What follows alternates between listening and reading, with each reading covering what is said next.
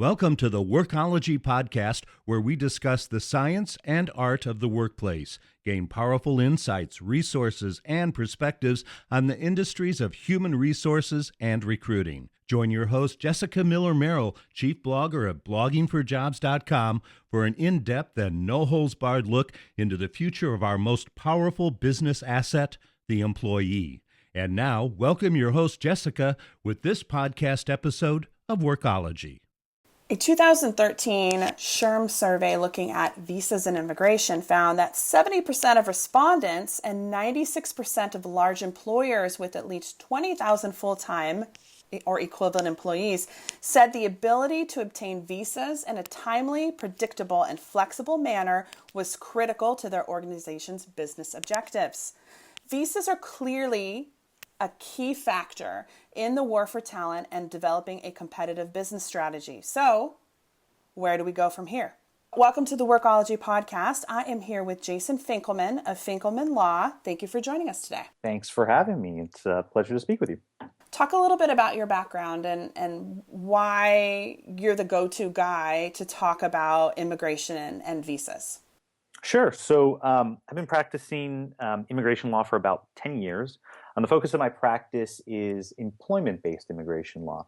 So I'm usually working with U.S. employers who are seeking to bring over highly skilled foreign talent on work visas, and also working with international entrepreneurs and startups who may have a successful business abroad, and they're looking to bring it here to the U.S.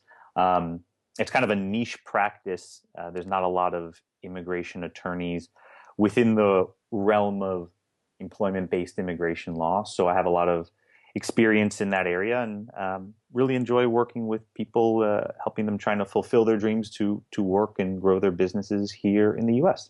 Give us a rundown, just a short, and I know I'm asking for a lot, rundown on immigration and visas, maybe for CEOs or listeners or people like myself who might have been out of the visa game for a while. What's this all about, and why is it so darn complicated? Yeah, so immigration from an employment standpoint basically starts with an international person needing a temporary work visa to come here and lawfully work in the U.S.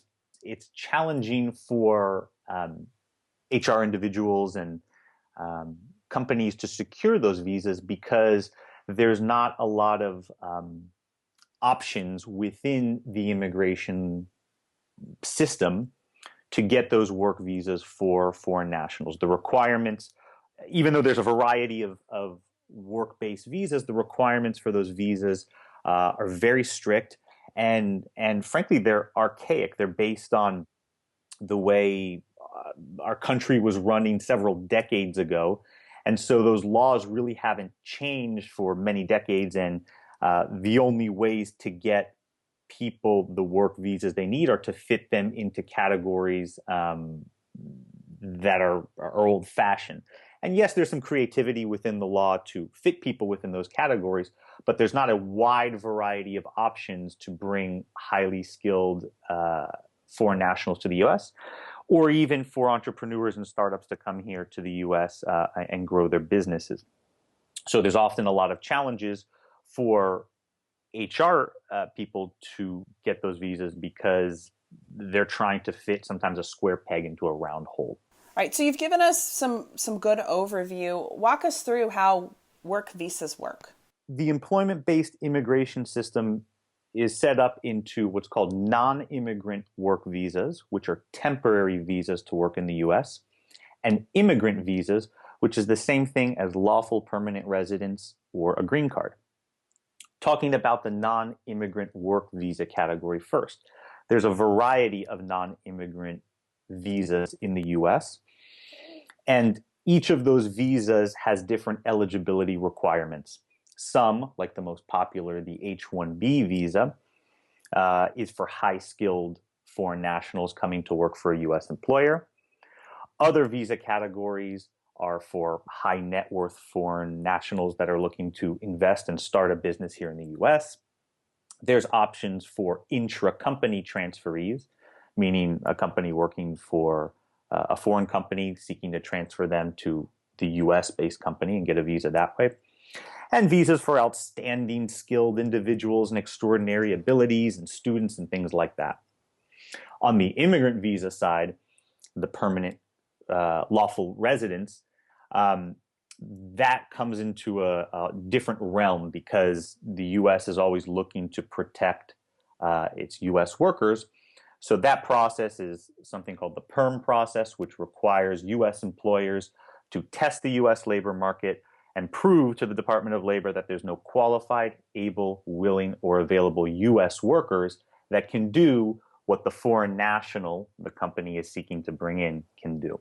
And so they're two different worlds, one being the non-immigrant side, one being the immigrant side. That's sort of the general overview of working in the U.S. as a foreign national. So where are you seeing the biggest challenge out of those two right now for employers? The biggest challenge for employers is on the non-immigrant work visa side mostly. In particular, bringing over high-skilled foreign nationals. There is a shortage right now in the U.S. of qualified STEM, science, technology, engineering, and mathematics degreed professionals. The U.S. universities just aren't pumping out enough employees with the STEM skills they need, or U.S. employers need, to grow their businesses. So what's happening is U.S. employers are having to look overseas to bring in the STEM candidates they need to grow their business. Well, what happens is there's not a lot of visa options for foreign nationals with STEM skills. It really is generally 1, 2, or 3 options.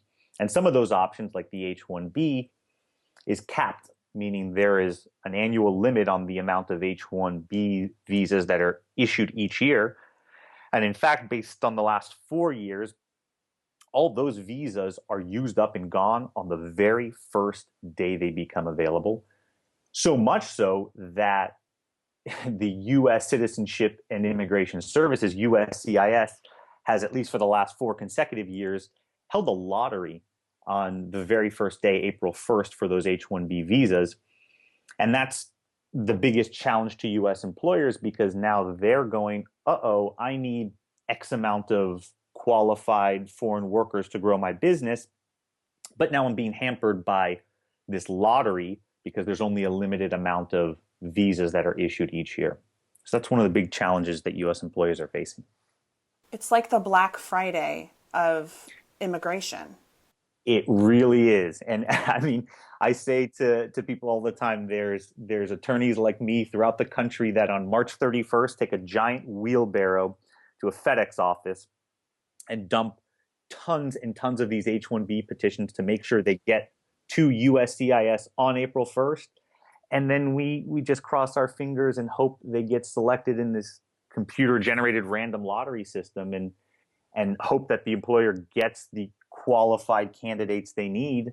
And it's just a complete and utter mess. This past April, I guess several weeks ago, USCIS received a record number of H-1B petitions.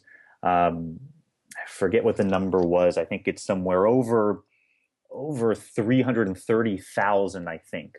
So they received over 330,000 H-1B petitions for 85,000 available visas.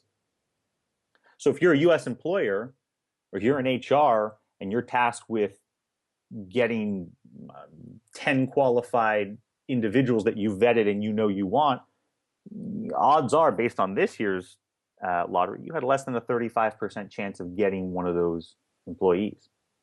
And there's not a lot of options thereafter, if you're not selected in that lottery, to get those individuals here in the U.S. So what do? Do you just, if you need all 10 of them to be there, do you just say, okay, all right, if there's a 30% chance, I'm just going to submit 30 candidates and 30 H-1B applications with the likelihood that 10 will get selected? Or like, what kind of alternatives do you have here? Yeah, so you're perceptive in that sense. So large employers are saying, well, if there's going to be a lottery, Well, then I'm going to play the law of averages. So if I'm Google, for example, and I say I need 50 software engineers, and I know there's going to be a lottery, and I've interviewed 100 candidates that are all qualified for this software engineer position, I'm going to go, I'll file 100 of these H1B petitions for all of these qualified candidates in the hopes that I'll get the 50 that I need. So what's happening is large employers are flooding the system because they can afford to file tons and tons of these and play the law of averages. Smaller and medium-sized employers are going, I don't have the funds or I don't have the means to file tons and tons of these H1B petitions. And they're out of luck because they don't have the means to get more plays in the lottery. And so a lot of them are in trouble because if they can't get this candidate, there are not a lot of other non-immigrant work visa options available for bringing in these foreign nationals to the company. That's not to say there are none, but they are very, very limited. Stuff like the intra-company transferee visa, the L1A, but that requires sending that employee abroad for at least a year to work in a managerial or executive capacity, only to bring them back to your related U.S. entity. Some may be able to get them on what's called an O1 visa, which is for aliens of extraordinary ability, if they can show the candidate truly has risen to the top of their field. But beyond the candidate simply having a bachelor's or master's degree or higher, there's not a lot of options for employers to get the qualified candidates they need. And it's becoming a major, major problem. Wow. Well, I mentioned the 2013 SHRM survey at the beginning of the podcast. More information from the survey found that the average employer spends a little over $500,000 on the immigration function, while large organizations like maybe Google and some of these other big guys are spending in excess of $1.7 million. So how can the little guys be able to sort of curtail these costs? Is there any other strategy other than maybe some of the things that you talked about that they should consider? Unfortunately, no. The costs are set by the U.S. government, by the Department of Homeland Security, USCIS, U.S. Citizenship and Immigration Services. Those fees are the same for all employers, regardless of size. To make matters even worse, just yesterday, the Department of Homeland Security proposed that they will be increasing the fees for all employers, regardless of size, probably later this summer, towards the end of the year. And the fees, as they are right now, are likely to go up on average about 20%. And that each fees would go up a different amount, but overall about 20%. So even the little guy, even the medium-sized employer can expect to pay more going forward in the future to bring over the foreign nationals that they need for their business. There's no real cost management to this. The fees are what they are. They've been set by the Department of Homeland Security, and that's unfortunately what they are. Not much more that can be done in terms of cost or making things less expensive for employers. So yeah, it's harder for smaller and medium-sized employers. I mean, man, I think about my time in HR and OSHA and some of these other government agencies and the revenue that they pull in. But so I understand why, you look at the line item potentially of this particular immigration, what they bring in terms of revenue for the government. I mean, I'd up my prices too, right? Because it's supply and demand. Yeah, and employers really have to take a look at themselves and say, is this going to be worth it to me to pay these fees to bring this foreign national to my company? Is he or she going to contribute to my bottom line? And what's happening is, employers are saying, I'd much rather not pay these costs and hire a U.S. worker to do what I need to grow my business. But what has been shown year over year, at least for the last 4 years, as the demand has increased every single year for these visas, is employers are saying, we can't find in the US workforce sometimes the candidates we need to grow our business. And we're being forced to go overseas to find those candidates. Furthermore, if they can't get the candidate here in the US on a work visa, I mean, we talk about the outsourcing. A lot of these companies are going, well, then I have to outsource this position to someone abroad because I just can't find the candidate here in the US with that skill set. Yeah, or sponsor somebody for their college, maybe bring on 25 folks. I mean, depending upon what you're spending each year, anticipating that what you're hiring is going to be wild. Well, let's take a bit of a reset here. This is Jessica Miller-Merrill, and you're listening to the Workology podcast powered by Blogging4Jobs.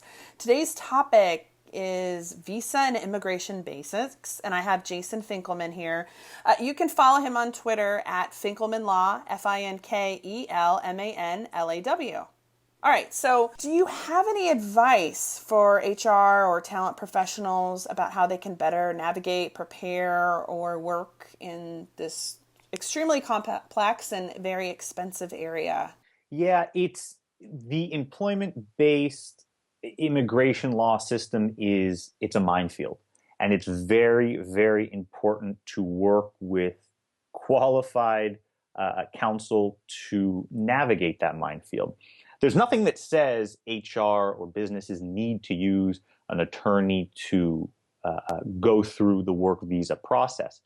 But the process is so particular, and it is so important to make sure every single box is checked correctly, every single I is dotted, every single T is crossed correctly, because failure to do that can mean the employer has paid lots of money, those USCIS fees, and had the visa denied because of failure to check the right box or failure to dot an I or cross a T.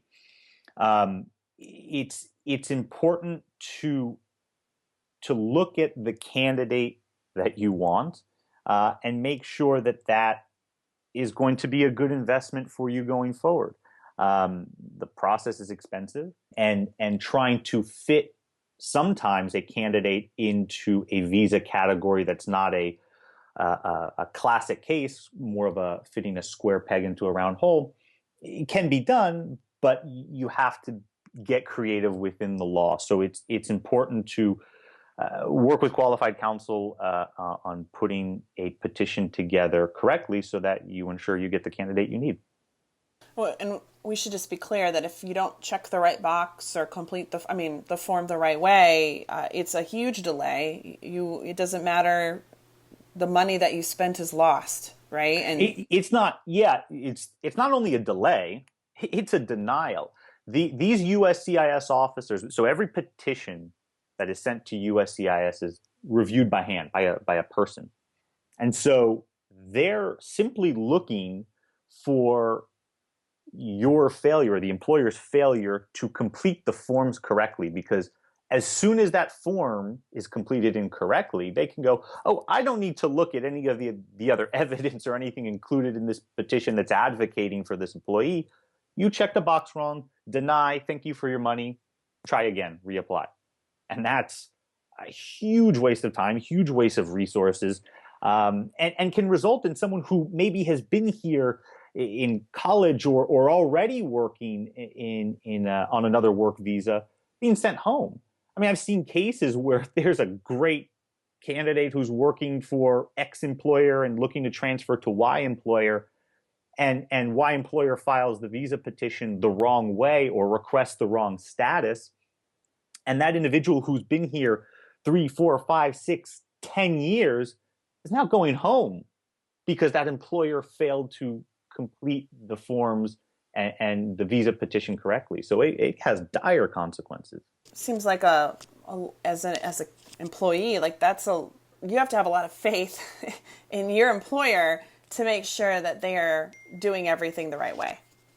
Absolutely, and that's why you hear often from HR people that this employee is emailing me and calling me all the time, and he or she is down my neck about this visa, and they want to be looped into every email, and every day he or she's coming to me with something about this.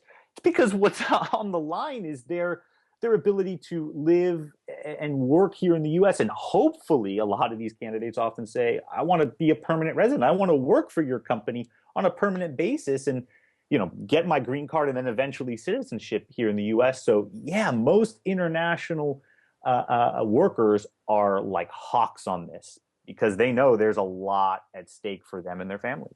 Clearly. And I mean, that would be a huge stress, I think, for HR in particular, maybe not because they aren't looking at the bigger, the how it'll, not the bigger picture, but the smaller picture of how it'll impact the employee. Exactly. And that's why, again, working with a qualified candidate and someone who has the patience to take you as the HR representative by the hand and say, let's walk through this. We're both professionals. Let's make sure we're doing each and every single one of these steps correctly. Because, on a surface level, if we don't do it correctly, you don't get the employee and you've wasted a bunch of time, effort, and money. But on a deeper level, if we don't do this correctly, this potential candidate is going home. And maybe he or she has already left their jobs to come work for your new company. And in the meantime, they got to go home. And that's a lot of weight on an HR representative's conscience, You mentioned at the beginning of the podcast that you work a lot with the startups, and oftentimes those small startups, small businesses don't necessarily have a human resource professional who has the experience or understanding, or maybe the CEO doesn't necessarily understand how important something like this is. What advice maybe do you have for founders and CEOs? How are you going out and interacting with them to sort of to get them the perspective and resources that they need, so they don't come in, maybe they get their Series A funding, not necessarily realizing how this all works. They didn't set aside the budget that is needed to be able to pay the fees or do the work to hire somebody like you to help make sure that everything goes as smoothly as possible. Yeah, that's a great question. Let me start by dispelling some rumors, because that's typically what I do when I get calls or questions from international startups and entrepreneurs, because there is a ton of misinformation on the internet, which, again, for whether you're an international entrepreneur startup or you're an HR rep here in the US or you're just a CEO of your own company, there is a ton of misinformation regarding immigration laws on the internet. So again, I advise anyone to reach out to outside counsel to get the best advice you can regarding any candidate. But to your question, there is no such thing in the US as an entrepreneur or a startup visa.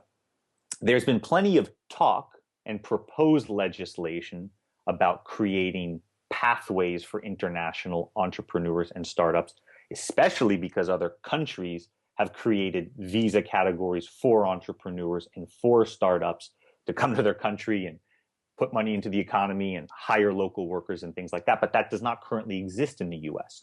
The only options for international entrepreneurs and startups right now derive from having some significant form of capital to start your US business. So most of the conversations I'm having with foreign nationals looking at sponsoring themselves for these work visas to come here to the US, the first question is, do you have money set aside for this? Because USCIS, U.S. Citizenship and Immigration Services, who issues those visas, is going to say, look, prove to me this has the ability to grow here in the U.S. Prove to me it has the ability to maybe hire some workers in the future. Create something more than just this little business that you're going to bring to the U.S. for you and your family. So there's a lot of thinking and planning that goes into the process of getting a work visa here in the US if you're a foreign startup or a foreign entrepreneur. But before that, it has to be a well thought out business that has some money that can be put into the US business right away to get it started. Does that answer your question? Yeah, I wonder what the statistics are for foreign nationals that are starting businesses in the U.S. because it sounds like they probably have to put forth more effort in terms of planning and building versus Absolutely. somebody who's U.S. based that's like, hey, I'm just going to start this thing in my garage with my buddy. Absolutely. Yeah, there's much more thinking that goes into it, and more timing and more planning, because there just isn't a entrepreneur work visa or a startup visa. It has to be one of these, like we sort of talked about earlier, these intra-company transferees. So perhaps you have a business abroad that you're already the executive level CEO of, and you've been working for that company for a year, and you want to transfer yourself to the US to start your US subsidiary or affiliate of that foreign company and grow it here. So you already have to show, okay, I've got a business, it's doing somewhat well, and I want to bring it here to the US. Or, I'm an investor, and for the investor visa, you have to show that you have a, quote, substantial amount of money that you're investing into a US business. And that can sometimes be a lot of money. Yeah, it's a big concern. Well, Jason, thank you so much for talking about this topic today. Where can people go to learn more about you and what you do? Yeah, you can visit my website, www.finkelmanlaw.com, FINKELMANLAW.com. You can follow me on Twitter at finkelmanlaw.com. I'm also on Facebook at Finkelman Law, and also LinkedIn at Finkelman Law as well. I'm always happy to talk to people and answer any questions. So for any of your listeners that ever have any immigration questions, please don't hesitate to give me a call. Well, thank you for taking the time, and thank you for you, the listener, for joining us on the Workology podcast today, where we discuss the science and art of the workplace HR and recruitment. This is Jessica Miller-Merrill. Until next time, you can visit Blogging4Jobs to listen to all our previous episodes. Thanks so much, guys. Production services for the Workology podcast with Jessica Miller-Merrill provided by TotalPicture.com.